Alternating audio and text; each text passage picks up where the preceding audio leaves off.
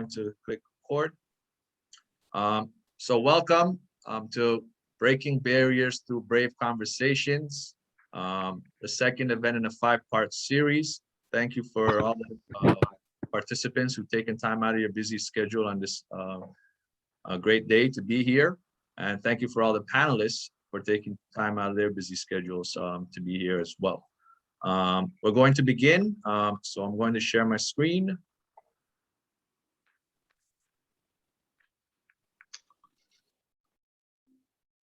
All right, so here's our agenda. We're going to start with a land acknowledgement. I am joining you from Toronto, known as Toronto. And then we're going to just briefly explain the objective of the Breaking Barriers Through Brave Conversation series.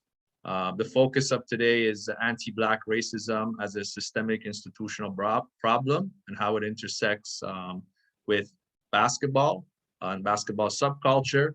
And then after a little bit of theory around equity, diversity, and inclusion, both in sports and in other institutions, we're going to turn it to the lived experience of our panelists, which range from multiple hats, being players, coaches, and or officials. And then we'll end with some Q&A. So I ask if you do have questions, you can put them in the chat. We are monitoring it, but we're not asking any questions till the end. So please hold your questions, write them down, put them in the chat. And we'll try to dedicate 15 to 20 minutes at the end for discussions. All right. So our land acknowledgements, we acknowledge the land we are meeting on is a traditional territory of many nations, including the Mississaugas of the Credit, Anishinaabe, the Chippewa, the Haudenosaunee, and the Wendat people, and is now home to many diverse First Nation, Inuit, and Métis people. Today, the meeting place of Toronto is still the home to many Indigenous people from across the Turtle Island. We are grateful to have the opportunity to work in the community and on this territory. And if you've never heard of the app Whose Land, and you're really good with smartphones, highly encourage you to check it out. Regardless of where you are in Canada, it gives you some GIS technology and history of the land you're on. So the philosophy and the approach behind this whole series is we want to create a brave space. I personally, in my teachings, I've stopped using the word safe space because there is no such thing as a safe space. Just because I say it's safe, it doesn't mean you feel safe. So what we want to do is push each other to enter the brave space. And if you look at the visual on the right, you kind of see the difference. And the brave space is kind of going out of your comfort zone in order to engage in dialogue, hear different perspectives, and try to understand it. It doesn't mean one perspective is right and wrong, but when we try to understand these complex issues from different perspectives, we will help create a better culture for everybody and meet different needs based on identities and communities and circumstances and policies and practices. So as a trigger warning, if at any time during this presentation you feel uncomfortable, angered, or frustrated by what is said, then take a moment to reflect upon what contributed to this strong reaction and what perspectives, values, and ideologies these feelings are rooted in. This is all part of kind of being brave, and it's part of the challenge and the emotional and the spiritual labor of unlearning, and our larger goal of making sports and its culture more equitable, diverse, and inclusive. Once again, it's not to say sports in Canada is not doing a lot of great things, including basketball, but there's lots of room for improvement. And if we don't have those honest, raw, authentic conversations, how can we improve? So try to give you some examples, but I really had to start with track and field when we're talking about kind of anti-Black racism. And I decided to start with 1968 Olympics in Mexico when John Carlos, who was a track and field star, and Tommy Lee Jones, they did the Black Power salute on the podium and they received a lot of backlash. I'll put the clip later in the chat for you to view. You know, many of you probably remember it vividly being part of that generation. But I think this was a monumental moment. And if you think about it, it wasn't that long ago, 1968. So that can get you started thinking about kind of anti-Black racism in sports. Bring it to basketball, I think about how Black bodies are policed. You know, we have the 2005 NBA dress code. We can argue that it came in strictly for Allen Iverson and how he was dressing and representing himself. And that's a form of what we call deficit thinking, is when we see a certain way of being and acting and dressing as problematic and in an inferior way.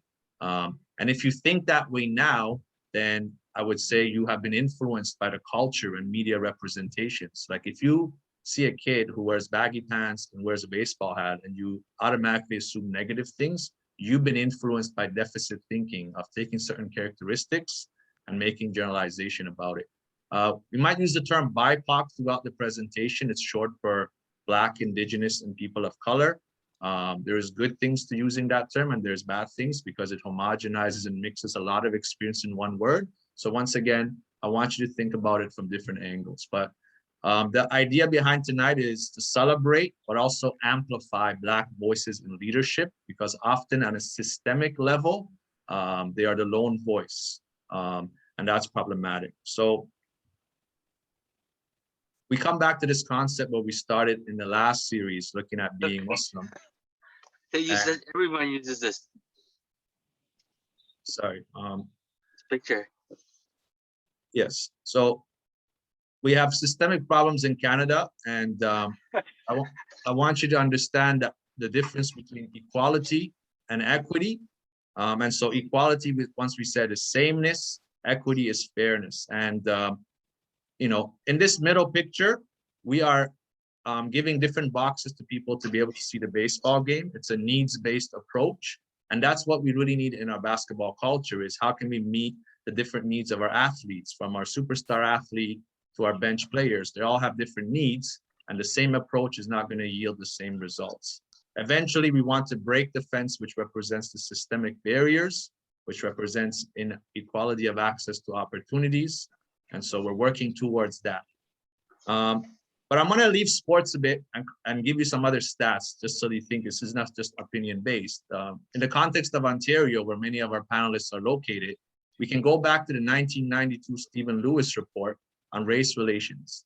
And I'm just going to tell you a small paragraph in this report, which was led by Stephen Lewis. And I want you to reflect, has a lot of this really changed in terms of outcomes for Black identities in Canada, which is a very multicultural place? So the report says, which was produced after the Yonge Street uprising, shortly after the Rodney King verdict came out, quote, "It is Blacks who are being shot. It is Black youth that is unemployed in excessive numbers. Black students who are being inappropriately streamed in schools. Black kids who are disproportionately dropping out. It is housing communities with large concentration of Black residents where the sense of vulnerability and disadvantage is most acute. It is Black employees, professional and non-professional, on whom the doors of upward equity slam shut. Just as a soothing balm of multiculturalism cannot mask racism, so racism cannot mask its primary target." If we fast forward to 2021, you know, we could look at George Floyd, and so many things, similar issues, similar outcomes. We might have moved the needle a little bit, but there's still a lot of work to be done. And I'm an educator. You know, I started as a teacher with the Toronto District School Board. So to give you some examples, in order to understand what's happening in sports, we also have to understand what's happening in schools, what's happening in the justice system, and what's happening in the healthcare sector. So give you some educational and other sector statistics. In 2015, there was a 69% high school graduation rate for Black students and 50% for Indigenous students, in comparison to 84% for white students. We look at expulsion rates in TDSP, which is one of the largest school boards in North America. Black students were 12% of the student population, but represented 48% of all expulsions. We look at employment, precarious work, racialized people, we kind of could think of them as BIPOC, Black, Indigenous, people of color, and immigrants. They're overrepresented in part-time and precarious employment, which is characterized by low wages, absence of benefits, and job insecurity. So think about wherever you work, think about who are the janitors, who's working at Tim Hortons, all right? And who's working these sectors. If you're not muted, I ask if you can mute your mic because everyone can hear you. Thank you so much. Or if our co-hosts can make sure folks are muted, that'd be great. And racialized Canadians earn only 81.4 cents for every dollar paid to a non-racialized Canadians. So when we talk about these issues, this is why we're calling it a systemic problem. Kind of thinking about the different sectors, think about how it has a negative effect on Black communities and Black identities. And I'll leave off with this slide. I started with the system, but I just want to say this actually is a day-to-day reality, has negative consequences. And after this slide, we're going to turn it over to our panelists. So kind of going back in history again, we have this experiment called the doll test. The doll test was instrumental in a Supreme Court case in USA, in America, to desegregate schools. The case was called Brown versus the Board of Education. And once again, if you think about it, 1954 was not that long ago where we are fighting to desegregate schools.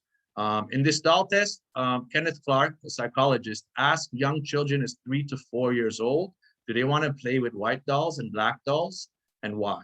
And I think the reason why I want to show you this video is because a lot of times we coach and we interact with older children and think that young children are not influenced by these important critical conversations. But I think the video is going to show us why we need to start from the early years.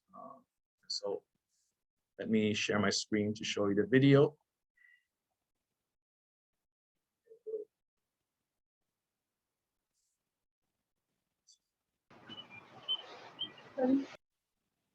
All right, here we go. It's only about a minute and a half. I'm only showing you parts of it. Barbie doll.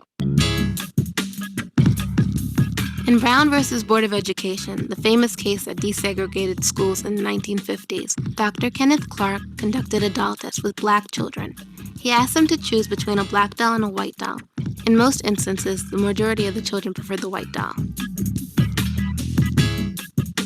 I decided to reconduct this test as Dr. Clark did to see how we've progressed since then. Can you show me the doll that you like best or that you'd like to play with? This one. I like that one. Okay. This one. That one? This one. I like to play with this. And can you show me the doll that is the nice doll? And why is that the nice doll? She's white. And can you show me the doll that looks bad? Okay. And can you and why does that look bad? Because it's black. And why do you think that's a nice doll? Because she's white. And can you give me the doll that looks like you?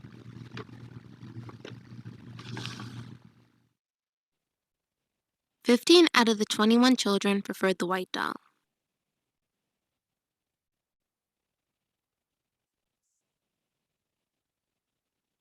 Right, well, that's some heavy stuff. Let me just share my screen, finish off with the last point I want to make.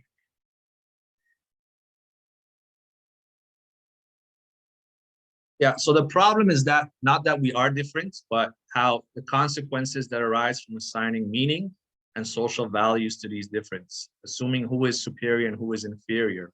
And a lot of times Blackness is interpreted as inferior, incompetent in our culture, and we have to question it, because in the process it oppresses and marginalizes some groups at the expense of others. And this becomes a form of internalized oppression that impacts many of our children and youth and carries over into being young adults and older adults.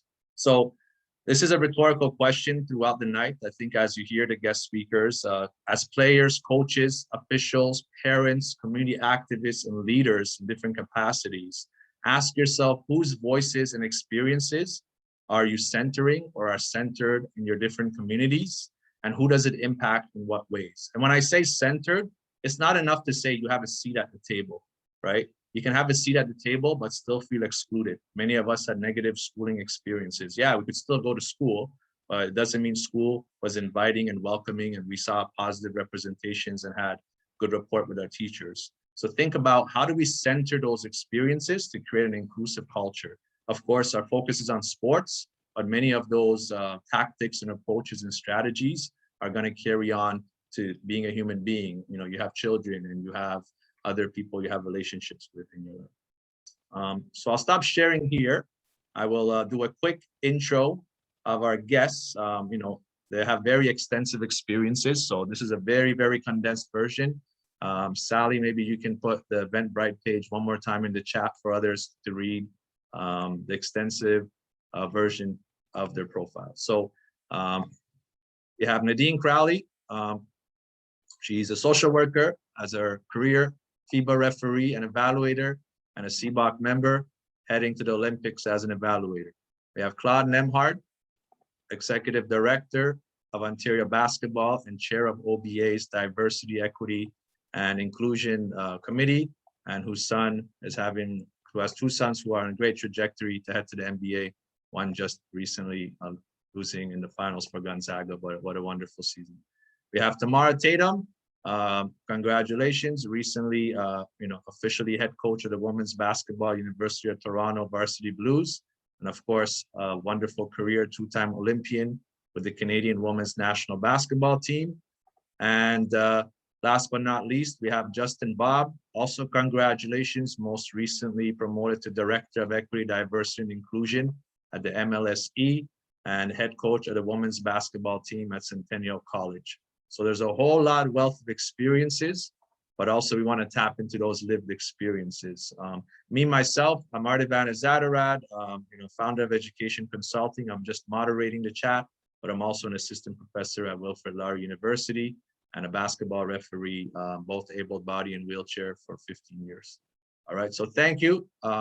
At this point, I'll begin with the first question and anybody can jump in. I ask as a rule of thumb, if you could keep it to 2 to 3 minutes. We will hear as many perspectives as we can. And I want to really reiterate to the audience member, when we talk about the Black experience, just like how we talked about the Muslim experience last month, there is no one version of it, right? Because it intersects with different parts of your identity. So keep that in mind. One experience is not the Black experience, but by hearing different perspectives, I think you can hopefully understand how the system trickles down to impact the Black experience. And that's important. Okay, first question. How did you gravitate towards basketball and what does basketball represent in your life? And importantly, I selected each of you because you come from different generations. How diverse was basketball then compared to now, given your upbringing and your generational experiences? I can start if you want. Is that okay? Because I guess it's sort of chronological, so I'll start way back when.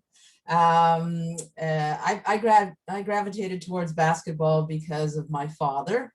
My father, he was a basketball fanatic. He played ball in the 40s at East York Collegiate in Toronto, and then played with a Black team out of Toronto that would travel over the border to Buffalo in about 47 to 50. Played a little bit in Toronto, sort of at the home services. If anybody remembers the home services, Blacks congregated there and they played there a lot. So, and then he went into refereeing after playing. So I would follow my dad around the city, the big tournaments at Jarvis or Oakwood Collegiate, and then follow them to colleges and universities. So, so that's how I gravitated. We'd spend our summers, a couple of weeks in the summers at Olympia basketball camp, where my dad was a clinician, and I used to hang around the courts, and that's my first job, is making money, playing horse, and picking up money off of the court. And so I started playing at about the age of 8, and played all those years. So I guess what basketball means to me is my passion. It means freedom, that I can play and just be who I am. It means, I guess, accomplishments that, that I've I guess, gathered over the years. And it means, I guess, also inclusiveness. Anybody can play. It's a sense of belonging to, right? That but the basketball community is a very small community. And so, belonging to that brings a lot of, I guess, empowerment and enjoyment. Talking about how it's different from back in the day to today. Well, back in the day when I was playing in the 70s and 80s as a kid, I was the only one. I was the only one on my team growing up. I grew up in Mississauga. So my parents moved us out to Mississauga in 1964. And so I grew up there, and there were, like, you can count on one hand the number of Black families in Clarkson. So I was the only one.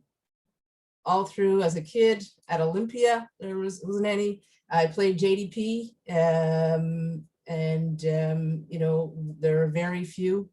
Even on the central team out of Toronto, there was two Black women. I remember Mark and Paul Jones, who, you know, played on the men's team, but, you know, you had to pay, I think, $75 to $150 to play JDP. So, you know, that created barriers. And at university, I played universities in the 80s. I was the only one on my team at Mac and Lakehead. And, you know, as I went through a little booklet about, you know, all the teams at the provincial finals, and there were 3 other teams with 2 other Black women on them. So, you know, what's changed is the number of Black faces on teams. Still at the university level, there's still not as many as at the college level, and it's still a work in progress, but there has been a huge difference, and a huge difference in the ability to play at different levels, to play prep, club, all sorts of different levels. So I'll leave it there. That's my experience. Wonderful, thank you. Who would like to go next? Jump in.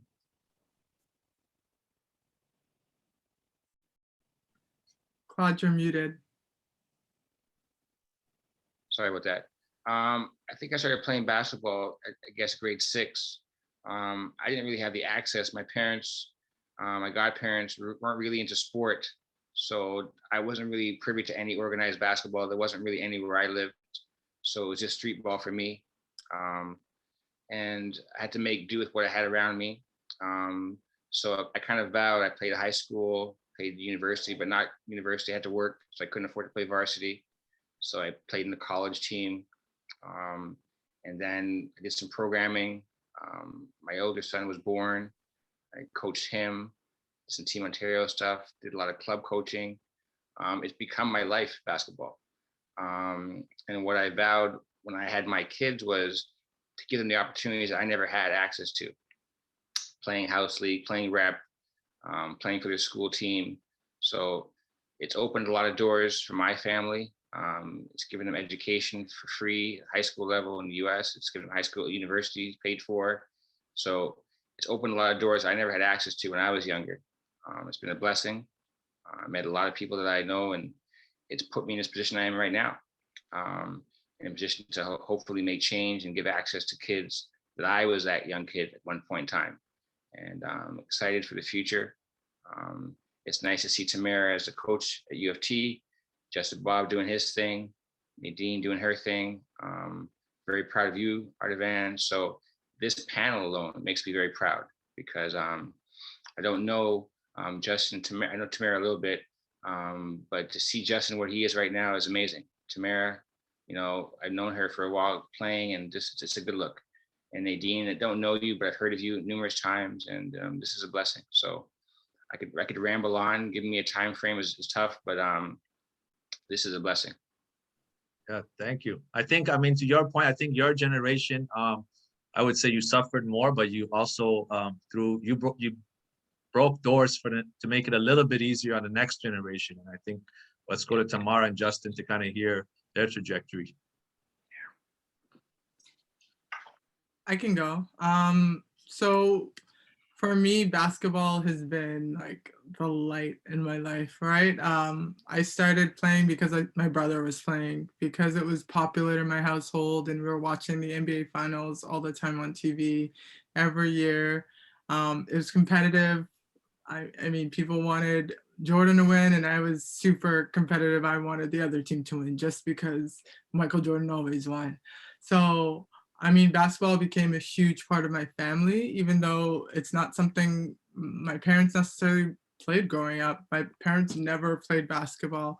They actually came to Canada and met in Canada.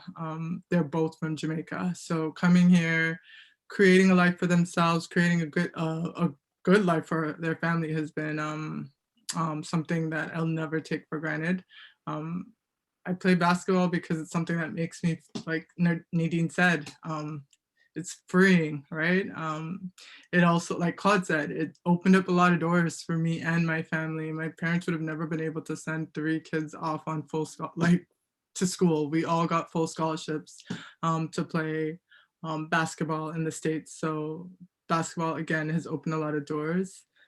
I want to say it's interesting to see how much my journey has impacted the younger generation, especially the generation of young females, and more importantly, young Black females.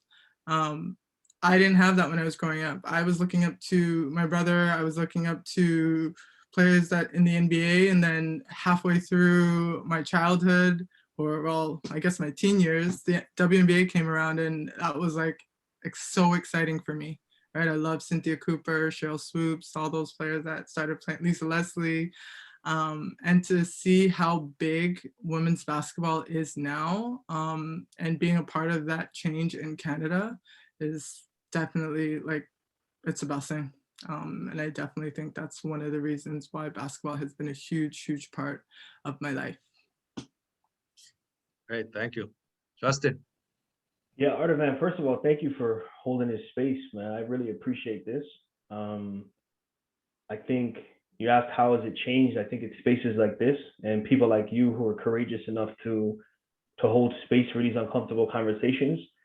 Organizations like mine and like a lot other on this call, we got to step up and we got to support people like you to hold these conversations because it's really important. Unlike the rest of you, basketball wasn't part of my household. Both my parents are Guyanese. I'm a proud Guyanese. If anyone's Trini on here, no comments in the chat. I'm taking names down. But my dad was a cricket man. And when he came here, he really fell in love with baseball. And that's what I was into. I was into baseball. But when I got to high school, my team actually didn't have a baseball team. And I decided to play basketball. And I think part of that was like the Black kids were playing football and they were playing basketball. So that's what I did too. I'll take a different approach in terms of how it's changed. When I got to university at Ryerson, it wasn't this Ryerson. It was the Curl Hall Ryerson. It was very different. But it was different. Like I had a professor who, you know, I went to speak to because I had a road trip at Carleton where I know I'm going to get waxed by Ottawa and Carleton in a weekend. And I got an assignment due. And I'm like, can I please get an extension on this assignment? Because I got to go to a road trip. It's like, no, like you actually think you should just get everything handed to you and you don't want to work hard. And I'm thinking like, I'm working harder than the rest of these students. I'm going to represent your university. I'm going to use my equity to help you, you know, extend your marketing reach. I'm representing you and I'm coming to you in advance asking for an extension. And there's always those moments where you're like, I wonder if you're doing this because I'm Black. And I had one professor who I met who used to teach at Georgetown. So it's dope that you brought up the AI reference because he taught when Allen Iverson was at Georgetown. And I also had an assignment due for him. And when I went to him, he goes, oh, you're on the basketball team? I think that's incredible. I think it's the most rewarding experience you're ever going to have. And I got to be a professor of Allen Iverson, and I'm so proud to see where he is now. And it was just interesting, the perspectives that I was met with by two humans who were supposed to be caring adults, who were supposed to be responding to my needs academically. And to your point, like it was really more of an equality approach. Everyone had the same due date, when really I needed some equity at that moment. You asked how things have changed. I think Masai Ujiri is a big indication of that. Like we haven't seen this before. And Masai's presence is something that white people are terrified of. So him being in rooms and him speaking his truth, it's really encouraged people like me and a lot of people that are on this call to be able to hold our Blackness in white spaces and be able to navigate it. So when I grew up, I didn't know what OBA was or Canada basketball. I played on a hood basketball team called the Scarborough Knights. And we went to every hood in the city and we played in citywide. And like, I had some of the best coaches I've ever been with that have never heard of NCCP. And those are the experiences that really shaped me. When you ask how basketball has changed, I think around that same time with the dress code in the NBA is when white owners understood the experience of the Black athlete could sell for them and could be more profitable for them. So now my Blackness became a commodity that you can use to improve your business. And now all of a sudden I'm getting some attention. All of a sudden there's all these outreach programs in the community. We got to find Black talent. We got to find Black basketball. I'm like, where's all this coming from? But you asked how it changed when the women in the WNBA for the last 4 years have been pushing social justice, have been speaking against issues. And then this summer, you know, the men decide to walk off the court, and they decided that their Black labor wasn't going to be on display for free anymore. That was another turning point for me. So I want to shout out the WNBA ladies, because I really feel like they pushed it to start with. But this panel is not on gender inequity, so I'll save that part of it for later. But like when these guys walked off the court and white ownership was like, hold on, that's my money leaving. Hold on a second, come back to the table. What do you guys want to do? We can figure this out. That was a huge moment for me to see like Black people reclaim their labor and their equity in the world of basketball. Yeah, thank you for sharing those lived experience, all the panelists. And I think to your point, if Justin's, let's say, words or anyone else's comments, like, you know, we talked about being Black in white spaces, I think it's important to really emphasize when we talk about whiteness on this call, we're not talking about just the color of your skin. We're not saying if you're a white person, you're bad or you're the oppressor, right? We're all oppressors and oppressed at the same time. But we're talking about how does a system privilege whiteness, and that has a historical roots to it. And so when it comes to access to opportunities, I think all your stories had that in common of, you know, you had to overcome barriers and challenges. And I mean, I'm going to emphasize this point because I think it's at the core of my teachings is you four are success stories. You were actually able, with caring adults along the way and your supportive families, you've made it to where you are in leadership positions. Unfortunately, for every one of your success stories, there's hundreds and thousands of Black youth and adults who didn't make it, who were never going to hear the stories because we either lost them to gun violence or they're in jail. And I had many students, you know. So I think the importance of a caring adult, and to Justin's story of that contrast, it speaks volumes. And many of you are coaches on this call or parents, and teaching and coaching, it's all about relationships, right? So I think that's a good segue to go to the next question. I'm going to bundle up two questions and feel free to tackle whichever you want. What was your first encounter in basketball, particularly, where you became critically conscious of your Blackness? What did this event symbolize and how did you process or cope with it? So that's kind of one question. Or kind of, we're going to go to the next question as well. In your experience, how did your race and Blackness actually intersect with your gender and sexuality to the level you feel comfortable sharing? And I'll just give you an example. You know, I grew up playing basketball and you know, a lot of times it's a very hyper masculine environment, right? So think about even the language we use, you know, don't be soft, right? Take contact, you know, man up, right? Referring to female body parts, trying to motivate an athlete. Like, I know I experienced it. I know many people on this call experienced these tactics. We're getting better at becoming conscious and recognizing that's wrong, but that intersects, right? Your Blackness intersects, right? Expecting you to be aggressive and things like that. So the question is really, you know, those two questions. So I'll put it out there and feel free to jump in, anybody. Well, I think I'll jump into the first question. With regards to experience that I had, it wasn't really my experience. It was an experience I went to go see Andrew play a couple years ago in the SEC. And the SEC, unfortunately, is still stuck in a lot of old values. And I won't be graphic with the language, but my older son has experienced some stuff down there over the 2 years he was there that unbelievable that stuff still exists. And regularly, on regular occasions, I was at a game once watching him play, and one of the fans to my right was just yelling and cursing and go back to Canada, we don't need you. And there was other things he said, all in public knowledge. Like, his kids were around him. No one said anything to this guy. It was one of those moments where you could do something, you know what I mean? It's because I was very close to him. And unfortunately, that is very commonplace in that part of the country. We don't see as much here, but it's very prevalent down south. And a lot of our kids are going to these schools and they're not being advised of these things that can happen. Andrew and his friend were stopped 5 or 6 times last year by the police, just routine stops at nighttime. You know, what if they passed by George Floyd, the officer that killed, you know? So these things are very frightening. And I think a lot of our kids are going to the US on scholarship, and unfortunately, these things are very prevalent. And unfortunately, we have to advise our kids to be very careful in all these things. And unfortunately, it's not changing, So these situations, I guess, arise for many people listening to this call or even on this call, but it's frightening as a father to have to deal with these things. It's upsetting, it's angering.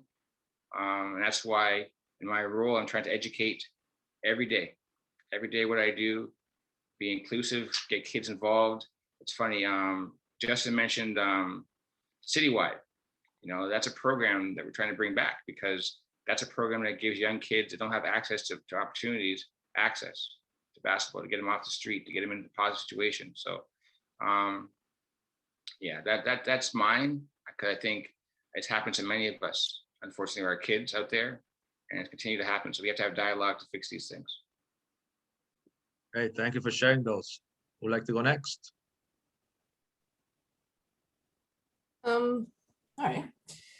I guess for me, I've had two experiences. One as a younger sort of adolescent, and then one in my university years. And as I mentioned, I grew up in Mississauga, which was back then a pretty white town. And I had to go to Toronto to play club ball. And so I played for a club called Metro Junior Raiders in Toronto. And again, I was the only one. And in the league that I played in, there was a team that was coached and sponsored by a good friend of mine, Paul Spiesman, called Official Sports. And the Official Sports team was an all-black team. And so I distinctly remember the first time we played them. I was like, where are you? Where do you all live? Like, where, how come I've never ever seen so many Black women on a team? It was like, it was great for me. But I realized that really sort of amplified the fact that, wow, my world is so white. And, being introduced to this team, I wanted to be a part of that. I wanted to be a part of that team. And I think what was hurtful for me was the next time we went to play them, I heard team members, coach, talk about, well, describe them in what I deem to be a negative way. They're aggressive, they're angry, they're too physical. They were really good players, and I remember them. Cheryl Jones, Ria Bahadur Singh, Sharon Harris, all these really good players. I don't know whatever happened to them, but like, this was good basketball. And it's too bad that, there was such a divide coming from Mississauga to Toronto, a big divide. And the second one for me was going to university. I decided that I was going to go play at Dalhousie University in 1983. And so part of my decision was to go to a Black community. I really wanted to leave white Mississauga and go to a Black community. I had relatives there. I thought, this is going to be great. And I get to Halifax and it wasn't great. We had one other Black woman on the team and who was treated quite badly. I'd never personally experienced racism as I did when I moved to Halifax. To hear the comments, to see the treatment, and to see the living conditions in Dartmouth in which she and her family were living. And so I was really conscious of, I guess, my Blackness then, but also two things. There's an intersectionality here of, I'm Black, but I'm from Ontario, and that's called Upper Canada. And so I don't know what's worse, being Black or being from Upper Canada down there, but I was not treated well. And then another piece to that was the coach stressing with respect to the team that, she wanted to make sure there were no lesbians on the team because there's too many lesbians in basketball.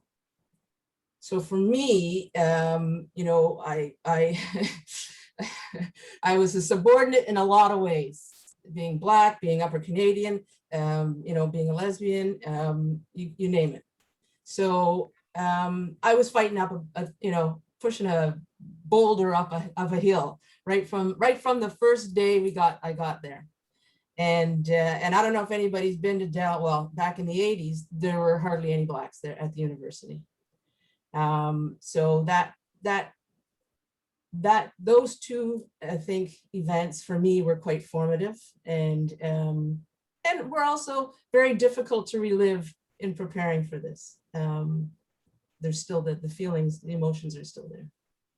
Oh, thank you for sharing that and being brave. It's not easy sharing that with about 100 people on the call, but I think these stories are definitely things that can teach people and people can connect with and make our sports culture more impactful and inclusive. So thank you for being vulnerable, and we were embracing it. All right, Justin and Tamara, what you got for us in terms of your experiences? I can go. So I would say where I noticed it at first was growing up when I started playing basketball. I played for the Scarborough Hurricanes. Actually, one of my coaches is on the line tonight.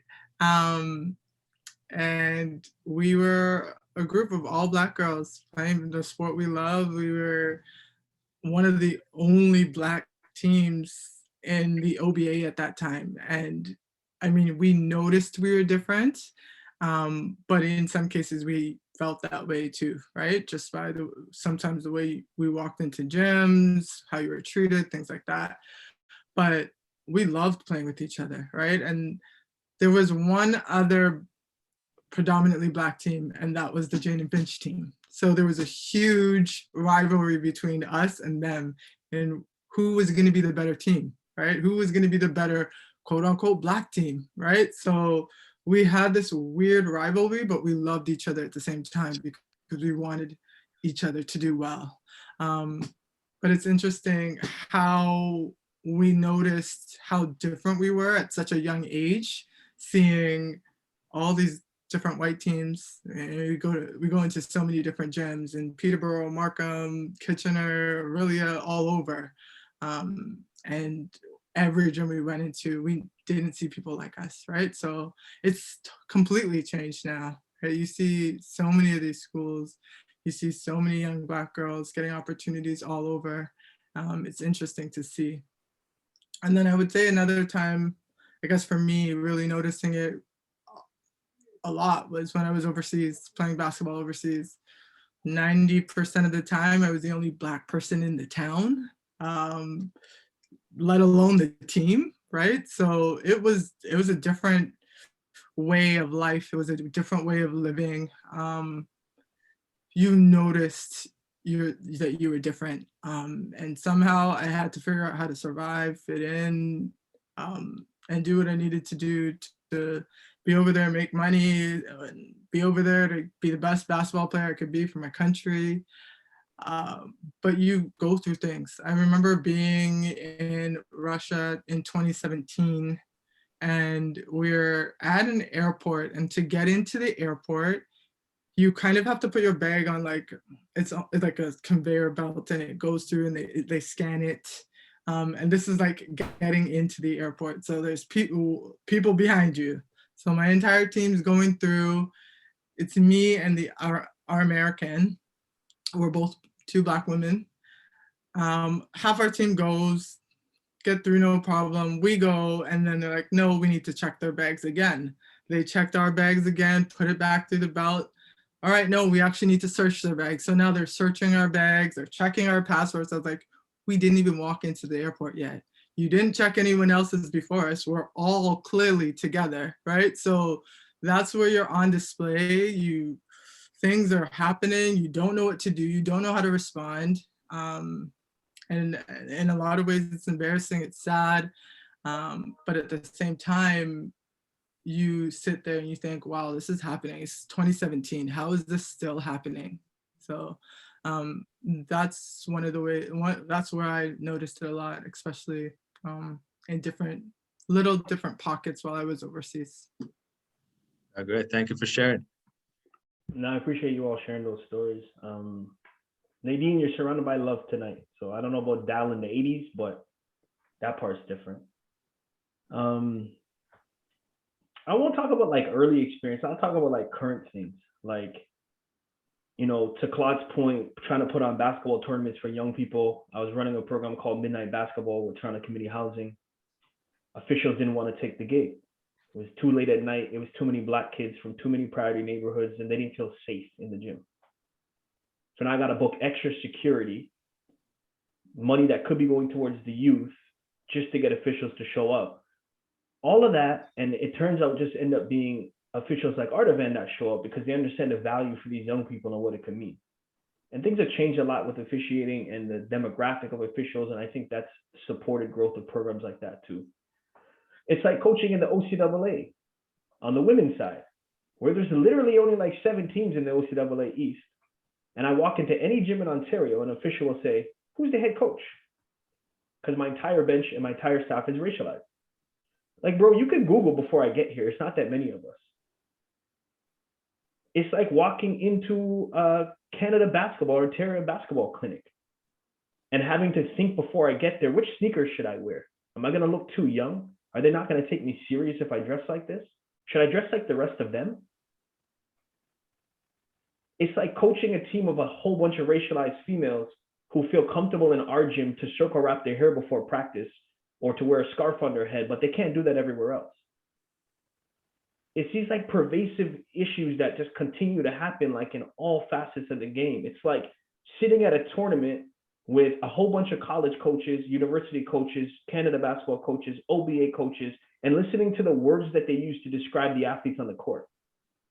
Oh, she's got an issue. Oh, he's got a family problem. Oh, she talks back a lot. Look how she's talking to that official. It's like the cultural competency piece is only supposed to work in one direction. Like we all live with bias. I live with unconscious bias too.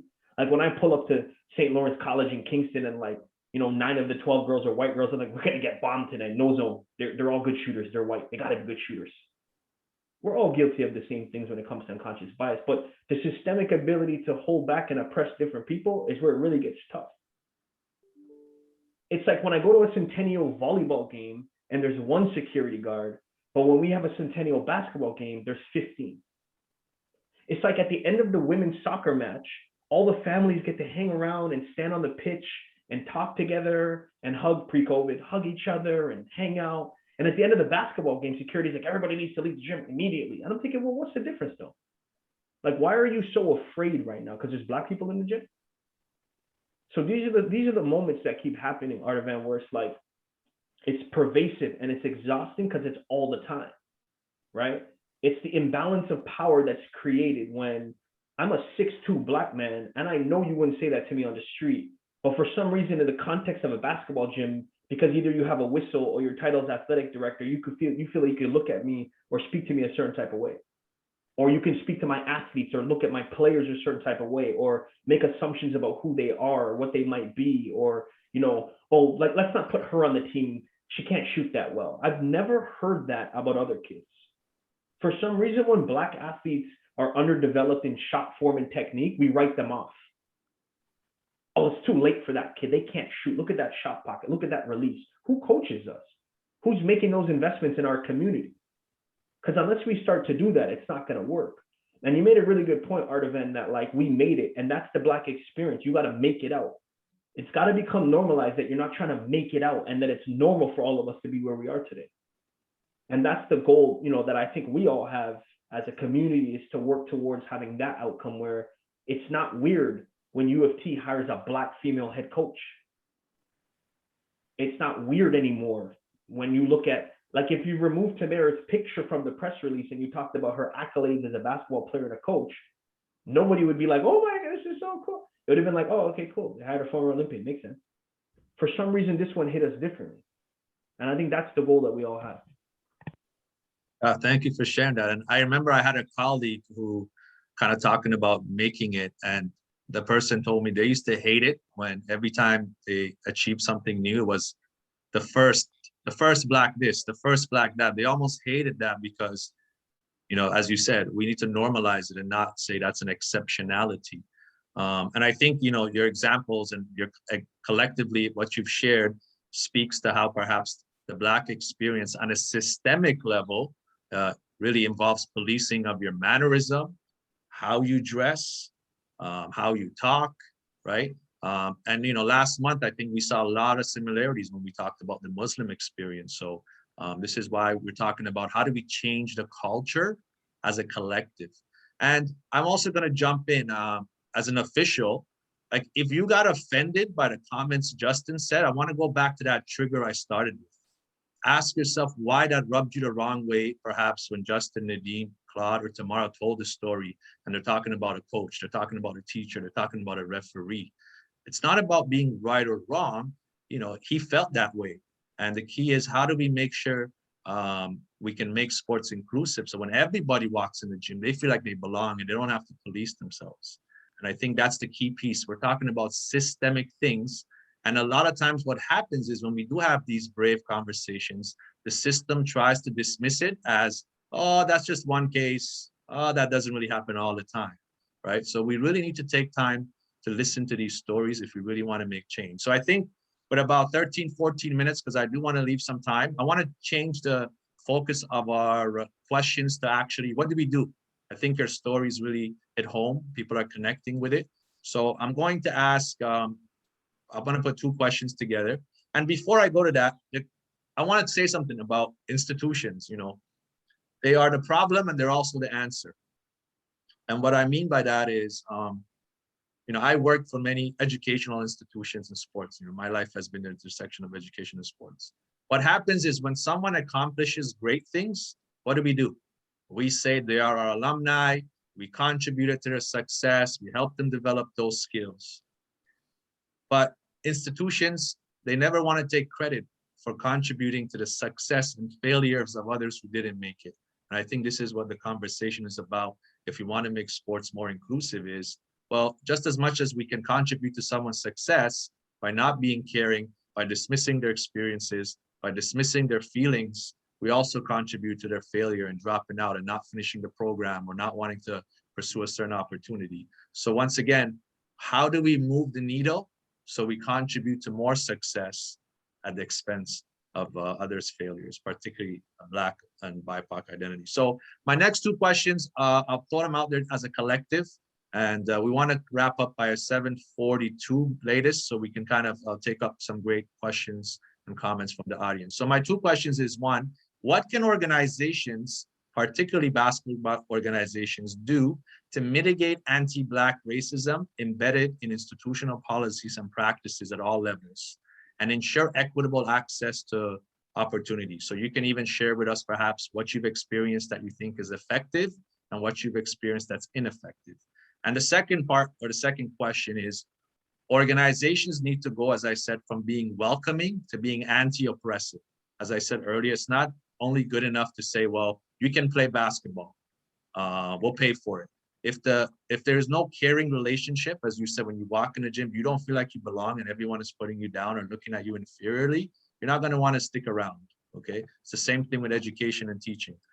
So what role do Black-led organizations such as Black Canadian Coaches Association, initiatives like the Black North Initiative, or Unified 2024 Vision, most recently announced by Canada Basketball, play in being part of this process of educating, raising awareness, and try to creating change in the culture of sports? I know it's loaded questions. You can just tackle one aspect of it, but it's really about, where do we go from here? Like, what do you think needs to be done to actually change these and have less people have negative experiences while they're involved in sports, whether as players, coaches, referees, or a fan? The $1 million question, what you got? I think I'll jump into this one. My lighting here is very bad. I apologize. I'm at the office and lights keep going off.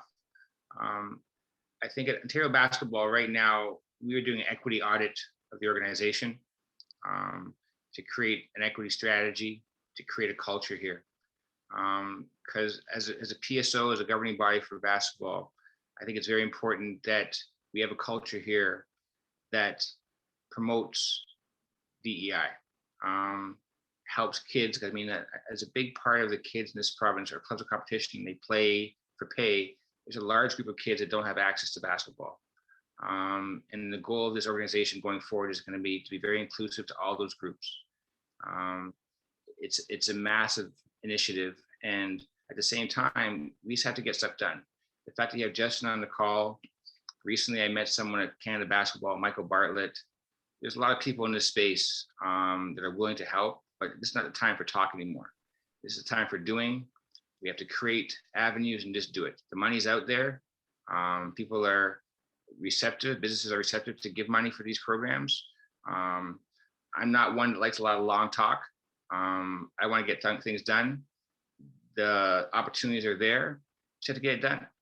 I mean, we all know how to get things done in this space. We have to find the money to get things done.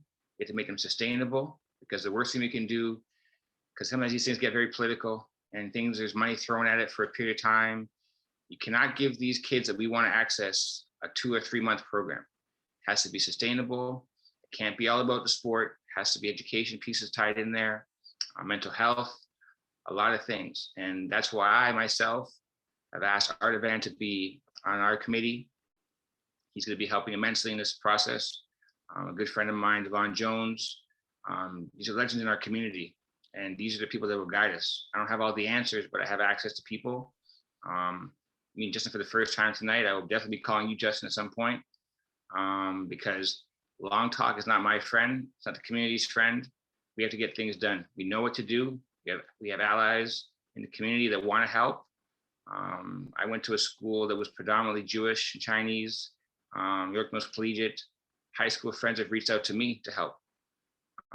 So it's not going to be easy work, but now is the time to talk less and get things done.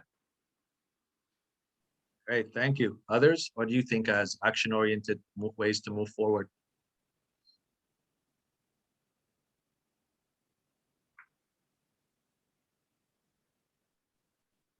I echo what Claude said, and I'm glad to hear that on that sort of provincial level that there's some real strategic work and planning being done.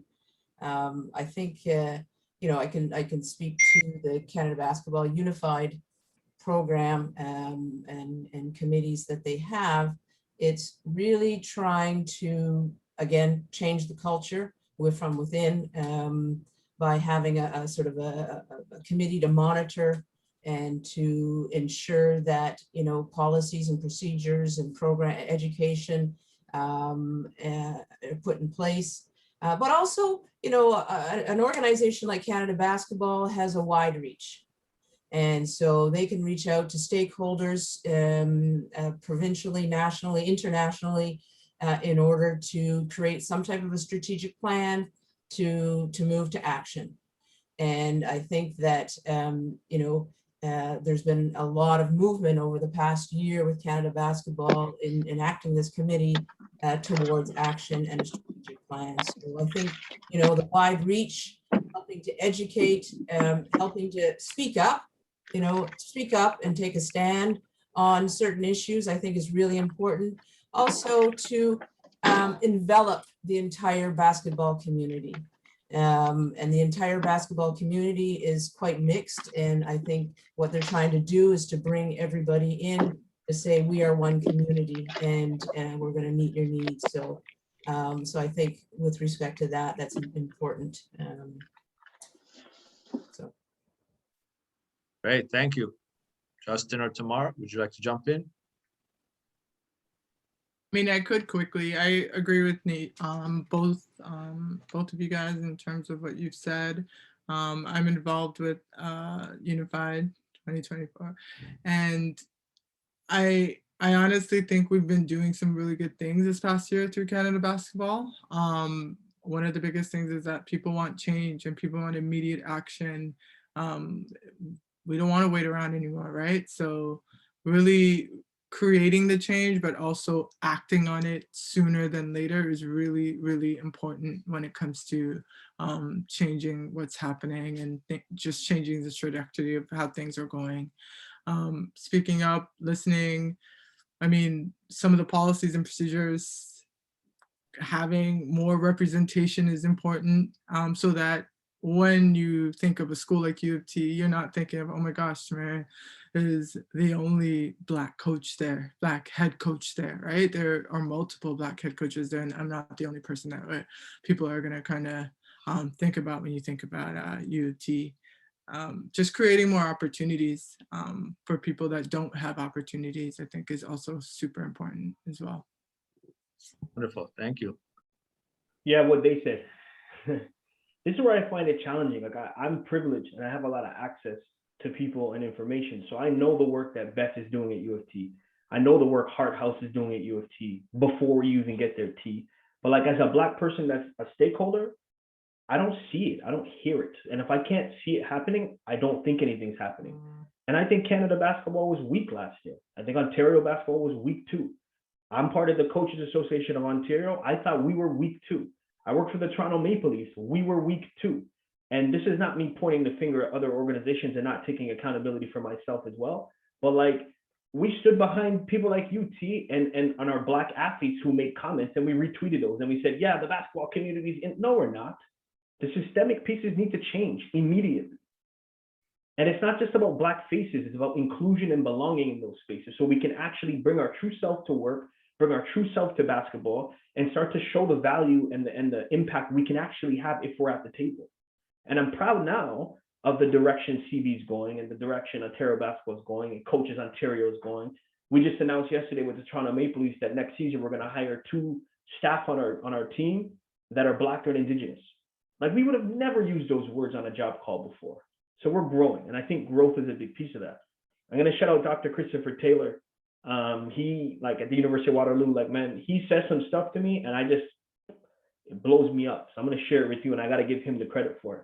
We have to shift the conversation from Blackness to whiteness. We need to stop talking about what the marginalized people need to do better and start talking about the system changing. Stop putting the pressure on the end user and change the system. The other thing Dr. Taylor says to me is, you do not have to be white to uplift white supremacy. I'm gonna say it again. You do not have to be white to uplift white supremacy. So now me, as a Black man, I have to sit in that and be like, boy, I've been part of the problem too. When I coached at George Brown for 6 years, I had a new point guard every semester. Every semester. Everybody on here has coached at some point. You can't run no basketball team with a new quarterback every semester. Where was my focus? What was I not doing to support these young men to graduate from college? Was I spending too much time on 1-2-2 matchup zones and not on supporting them as humans? Was I young? Do I get off the hook because I was new? Did I not notice this? Was I doing it on purpose? Did I not care enough? Did I not give enough effort? Like, these are the things I have to ask myself. But these are the things all of you have to ask yourself too.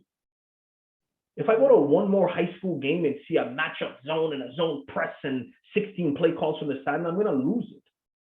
Spend the time investing in the young people as young people. Basketball will come.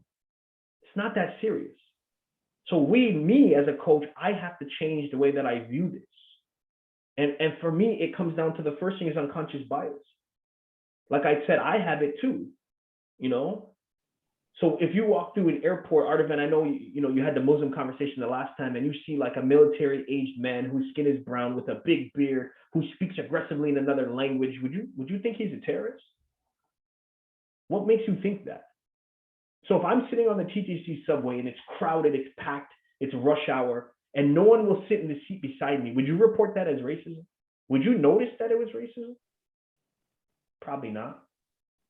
Ardavan, you showed the clip of equality, equity. I use that all the time, and someone blew it up for me. Look, I'm learning. We're all learning. Someone said to me, but Justin, why don't they have a ticket to the game?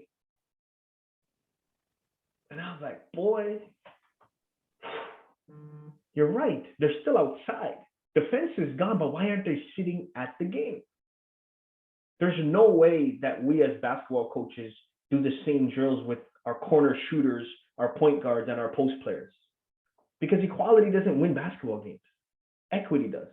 So my best shooter spends most of her time in that corner. Hey, in this swing offense we run, that's where your shots are coming from. So you're going to spend this next 15 minutes only shooting from there. Now I need to take that same energy and apply that to life and make sure that I have that same equitable approach with the young athletes that I'm coaching to make sure that I'm not just doing the same for all of them. Hey, how's class going? No, you're failing English. I'm on you every day, bro. I'm going to call you, I'm going to text you. You don't got no time for TikTok. None of that's happened. I'm calling you. And that's where I have to step up as a coach. And the last piece I think is around cultural exchange. Like Ardavan, you said it, Black women are not a monolith, but neither are white people. You could be white from Saskatchewan, from Jamaica, from South Africa, from Australia, from England. We got to get past race. We got to start talking about culture. So my Leafs are playing right now. Most of you got that on the other screen. I know, don't worry. And it's like if I walk into a bar and I'm wearing a regular t-shirt and there's a Habs fan wearing a regular t-shirt and we start to talk and it's like, it's cool, we're having a drink, everything's nice. And then like 15, 20 minutes into it, we find out we like opposite teams. We'll be like, oh shoot, that's weird. But we've got some commonality, some similarity that we can build off of now. We can make jokes about each other's teams but we can make it work. If I walk into that bar and I'm wearing my Leafs jersey and it's in Little Burgundy in Montreal and everyone in the bar is wearing a Habs jersey, there's no way we can build off that. Immediately we'd be like, hold on, a Leafs fan, like we got to stop this right now. Let's build a bridge, like divide. I probably wouldn't even want to speak to you. Here's the thing about my Blackness. I can't take it off when I walk in that bar. If we can find opportunities to find similarities with each other, to build off the humanity, then we can work through the differences afterwards. But if we walk into the gym, if we walk into the world, if we go to that evaluation clinic, if we think about coaches we want to hire and we only hire the people who are in our network, if we only say hello to that referee because they're from the same ends as you and you got a relationship, if we continue to do the same things and not find these similarities, nothing's going to change. So I feel really enthused because these young people, like, they're not waiting on it anymore. And Claude, I'm like you, no long talking, let's move. And I always talk about my young athletes, like they're so entitled. They don't want to wait for anything. They don't want to put the time in. They just expect everything to come to them right away. I'm sure most of us do this with this young generation, right? But for the first time, it's actually working in society's favor because they're not waiting anymore. We've waited too long and they're making it clear. There's so many young kids out there that have never heard of David Suzuki and think that Greta's the first environmental activist of all time. But you know what? I don't care. You're doing something. So when I look at Black Lives Matter protests, when I see Stop Asian Hate, when I see Pride Month coming up now and how impactful this is going to be, when you think about Indigenous History Month coming up, it's like people are taking notice finally that culture is really, really important. And I think that's the starting point, Ardavan, that we got to build from. Wonderful. So many great points from all the panelists. Thank you. I'm just going to wrap it up. I'm going to share some resources and then open it up to Q&A in a couple minutes. So I think you've all said it really beautifully. If you want systemic change, it starts with unconscious bias. But the unconscious, if we stop at unconscious bias, we're never going to take the conversation to systemic change. So it starts at looking at ourselves, but it goes beyond that. And going back to the equality and the equity analogy is, it really synced in and clicked for me when someone gave me this analogy. What's one thing you need to know how to use a map? Anybody? You got to know this one important information to be able to use a map, or else the map is useless.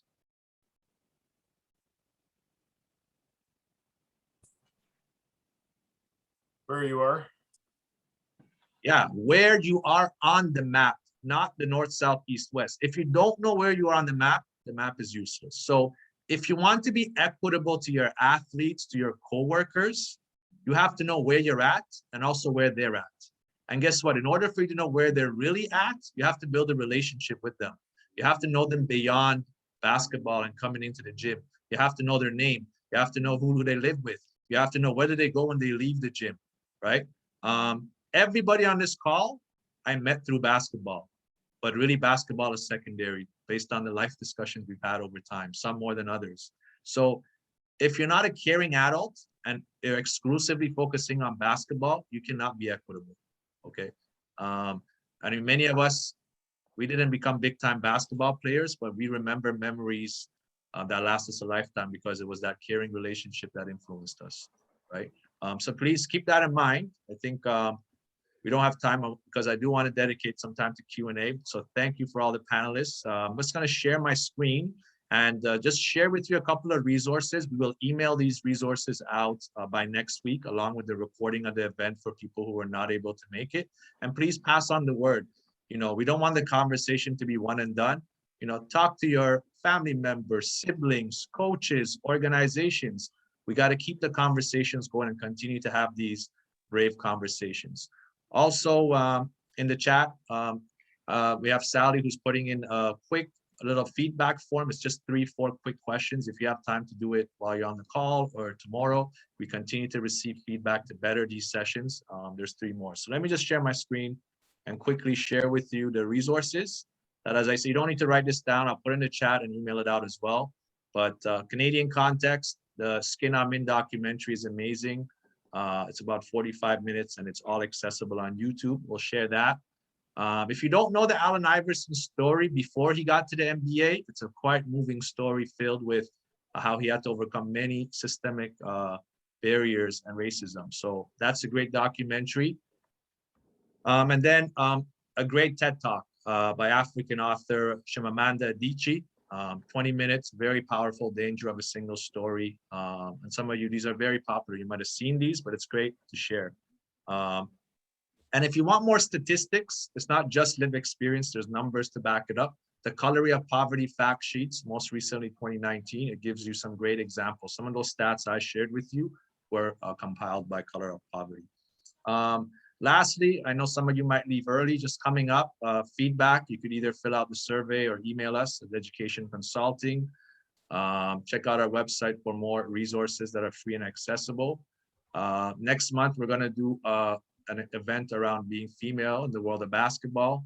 And then the last 2 events are really about actions at an organizational level. And Justin talked about this, right? We're not just focusing on the marginalized experience. So our July event is called Decentering Whiteness and Amplifying Minoritized Voices and Experience in Basketball in Canada. And all this is setting the groundwork for us to host a large symposium next year with all the various stakeholders from Canada Basketball to Ontario Basketball to many grassroots organizations like Hijabi Ballers. Lastly, I'm gonna do my thank yous. People who are instrumental in making this happen. Our assistants, Sally Aboudiab and Bryce Spartman. If you want to put your video on and wave, they've been doing some wonderful work behind the scenes with the logistics. So thank you so much. And all the organizations who come on board as partners to be brave enough to be part of these conversations. Canada Basketball, Ontario Basketball, Hijabi Ballers, Canadian Basketball Association of Officials, CBOC, and Toronto Association of Basketball Officials, an organization which I'm also a member of, and Wheelchair Basketball Canada. Okay, so thank you for all these organizations. All right, I've done enough talking. Let's turn it to you. Please, you can put your questions in the chat or raise your hand or unmute yourself. We have about 12 minutes to take up some questions from our panelists. And if you have comments, please keep it to 30 seconds. I know there's many great stories here with people on the panel, but we want to use this time for more of a bit of a dialogue, but really appreciate the love. We felt it throughout the comments in the chat. So I'll open it up. Bobby Adore, I see your hand is up, so go ahead. Hey, thank you all panelists very much for taking your time and just enlightening us and sharing with us your story. On Ardavan, thank you for providing this particular forum. You know, I think what I'm coming up with this is, I think our actions have to be very intentional. Canada Basketball is making intentional steps to, you know, curbing the systemic racism internally. Ontario Basketball, some of the colleges and universities where we see our Black coaches and that are leading the way. Each one of those things have to be done with intention, because if we don't, then it goes out the window. Because we have senior executives in corporate Canada and across the nation that will still just hire or put in place these 1 and 2 individuals just because they say they can do it. And that's not acceptable. We need to be a little bit more intentional in exactly how we get these individuals into these particular boardrooms. Because if the boardrooms are filled with individuals that don't look like me and they're trying to speak on my behalf, there's some issues. So I want to thank you all for taking the time and sharing these particular stories. And I think accessibility, making the information accessible to the communities, because there's a huge gap there. And I think if Nadine and Justin and Claude and Tamara, having these things accessible to the community, any of the work that you're doing, the great work that you're doing, I think is important and very critical. So I appreciate you all again, and thank you all for coming out and sharing. Okay, wonderful. Thank you for those commentary. Anyone else? There was a question earlier in the chat by Kenneth Daniel. I don't know if he wants to ask it, but it was, how has cost changed how Black kids are able to play basketball? That was near the beginning of the conversation. Okay, great. Anyone want to tackle that? Costs affiliated with accessibility? I mean, obviously, Claude, you're more connected than the rest of us, but I think there's been some good things in terms of competition in the market is kind of cost controlling a little bit. There's so many kids now playing basketball and interested in it, but I'm also seeing the like monetization of basketball now, where you have 500 skills trainers, you got all these shooting coaches. So it's hard for parents, in my opinion, to navigate like what costs they need to take on versus what are nice to have. It's hard when you got like parents calling me for an 11-year-old, like, how do I work on this move and what coach should I get? I'm like, is the kid having fun playing? Yeah, so it sounds like it's going really great. And I think it's great to see Claude's kids climbing the ladder, but it's hard when parents don't get how much work has gone into that. And they get caught up with the cost being the thing that they got to buy into. So I'm glad that the game's growing, but I think that we have to be really cautious and to the point of, you know, like the information, right? Like that Bobby brought up, like we got to have better information in the Black community, and we got to be unified in the Black community in terms of how we share this with our young people. That's a massive question, and we don't have time to answer it fully right now because that could lead for the next couple of hours. I mean, the government that we're in right now has just got rid of the community use of permit line. So as an inclusive thing, that programs like YACE can't get those gyms that they were getting for free anymore. So that's a massive issue, you know. So the kids that I want to work with DEI and get access, these are kids that can't afford to be in a gym. So we have to get private money to help these kids get in the gym. The government's not being not helping when you get rid of the community service line, because that's how these organizations get those cheap gyms. So the cost is fine for my kid because I can get them in a gym. I can find a gym. There's no barriers for them to get in a gym. But for the kids that we know need help, Yace's family to me, those kids need that gym. This is a passion for me. I don't want to get going because I won't stop. But a young man who's a friend of my son, my younger son, went to school with, got charged second-degree murder about 3 weeks ago. This is a kid that was a friend of my younger son, and is a good kid, but he got caught up. COVID, no gyms, no basketball. He turned to the dark side. And Ardavan knows this story too well. And the reality is, so when you say the cost of the gyms, we need to open gyms and get kids playing in the gyms. Why are gyms locked up? You know, people have to care. You know, I mean, I don't want to get going on a tangent, but this is a serious problem. It's not a matter if we got to find the money. The government has to have some responsibility here. These are our people that need access. And it's not just Black kids, it's kids of all kinds of kids that need access to gyms. It's an important thing. And it's not just a school, it's not just a basketball piece, as I said earlier. Educate these kids. Kids on reservations can't get access to functions and calculus. So how can they apply for university? Some of these Black kids, they don't get access to these things. So how can they apply to get to university? This is a bigger deal here. I talked about this earlier about creating opportunities for kids to get a job. Make whatever you're doing your MBA. If getting a job, getting yourself out is your MBA, great. Getting education your MBA in some sense and getting a medium job to feed your family, whatever the case may be. This is a massive question that we just have to answer, and we have to answer it over time. Wonderful, thank you. We're just gonna move on to some other questions. Marla, you have your hand up, and then we'll come back to the chat with some questions there. Go ahead, please. Yeah, this is more of a question for either Nadine or Tamara. I think I've seen both of you, or at least Nadine, I saw you advocating for yourself quite a bit, being able to talk with white male coaches when you're reffing. And Tamara, I'm guessing you probably had similar things in your background as well with coaching men's basketball. But can you speak to the importance of being able to advocate for yourself if there's no one else who looks like you in your spaces? Thanks, Marla. That's a really good question. you have to advocate for yourself or you'll get driven out. You know, and if you don't, you're seen as weak, right? It's the weak female, and you get taken advantage of. And so I think, you know, it's really important to show that strong presence. And I think that's the great thing about sport and basketball, is that it creates that confidence, it creates that strength. Being in a community of referees and belonging creates that community. And so I think that, you know, if you're in that community, you represent as strong as you can. And you also advocate for your partners and advocate for, I know as a referee, you know, I'm advocating for other women, other people of color, all the time to get into gyms, get into training. We go to them to do training, and to make sure that we have a strong community. So for me as an official, that's what's important. Tamara, you have anything that?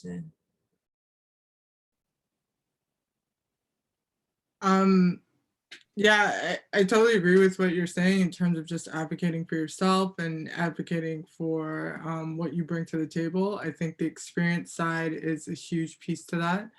Having more experience will allow you to feel more confident in the role that you're in and in the space that you're in.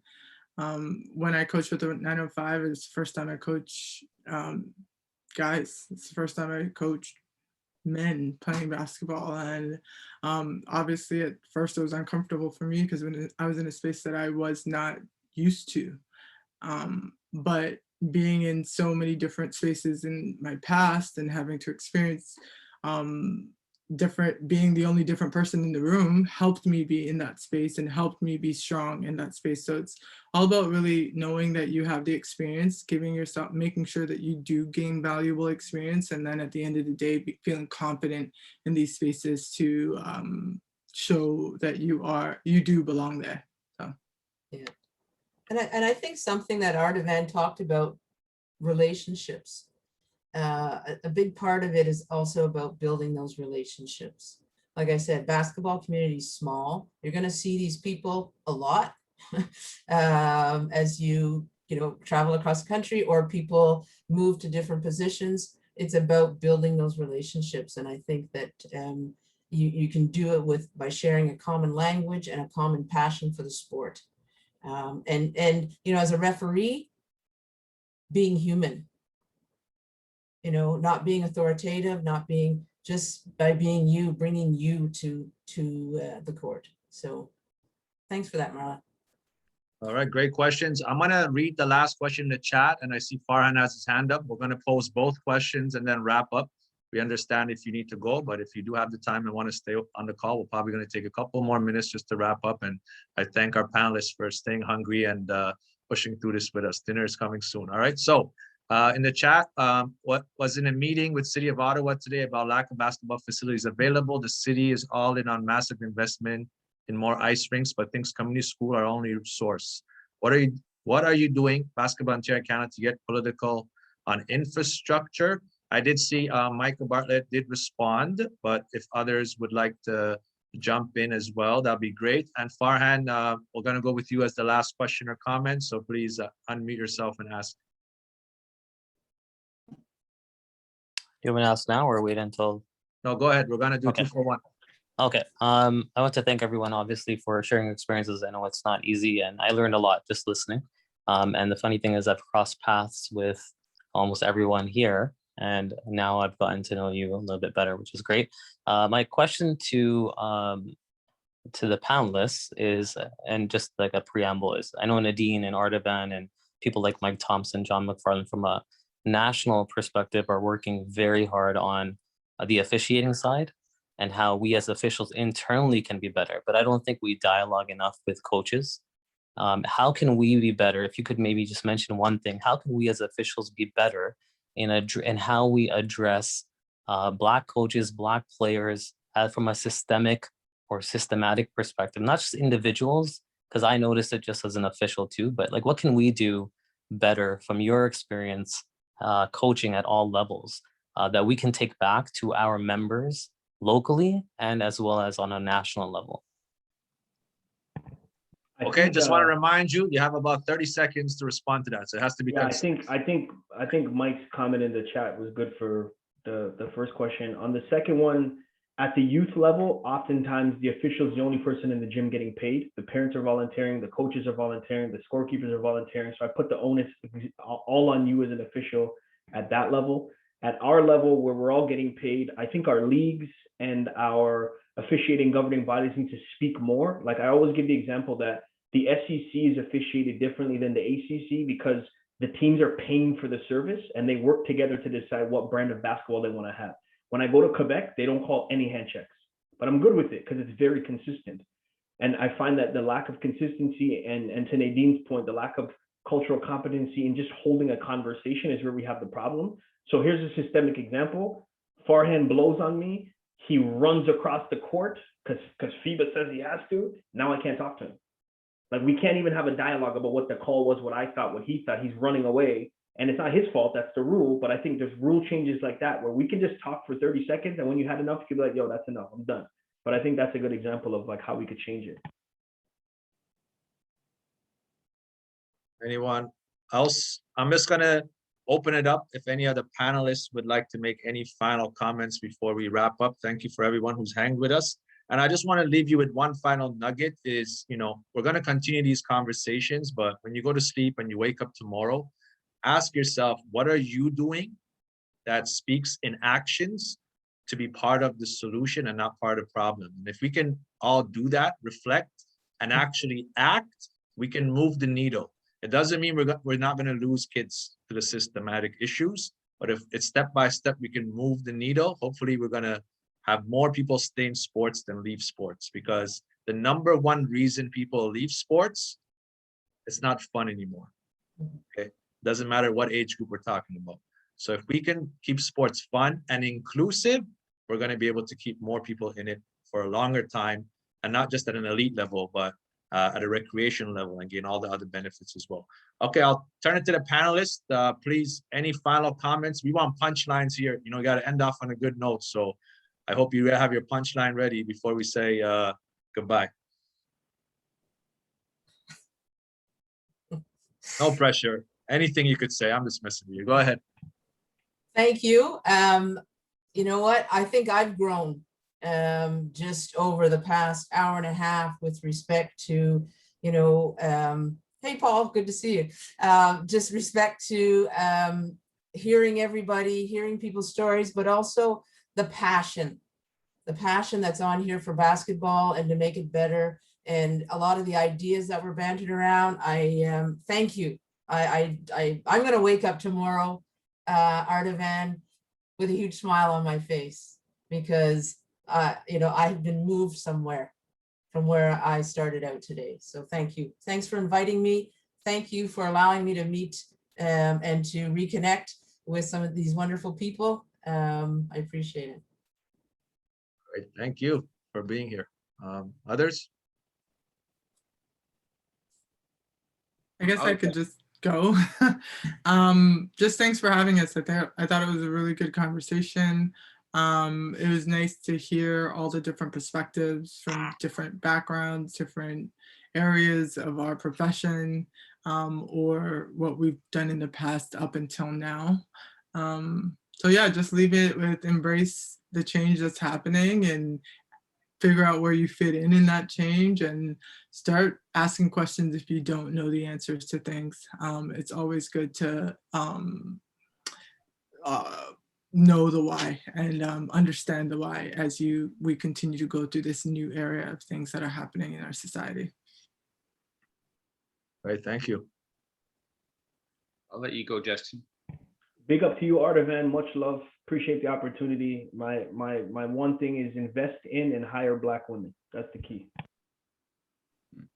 Ardavan, thank you for hosting this. Appreciate it. I think we all have to do better, do the right thing. All the people watching this program, just do what you think is right. And now people got to start being better people. And we know what's wrong and what's right, and just do the right thing. All right, thank you so much. And I'll leave off by saying doing this work is not easy. It takes emotional and spiritual labor. So as much as we talk about systemic change, I think I saw and felt healing happening in that space. And that's why we called it a brave space, not just for the panelists, but for people who are listening and have your own past traumas or ongoing traumas going on. And we hope to continue to build on this conversation. Coach K, we see you on the call. We want to congratulate you on your recent retirement and enjoying the next chapter of your life. And thank you, everybody. I don't know which hockey team you're cheering for, but go Leafs go. And on that note, we're out till next month. All right, peace, love, and gratitude. Okay, thanks, Ardavan.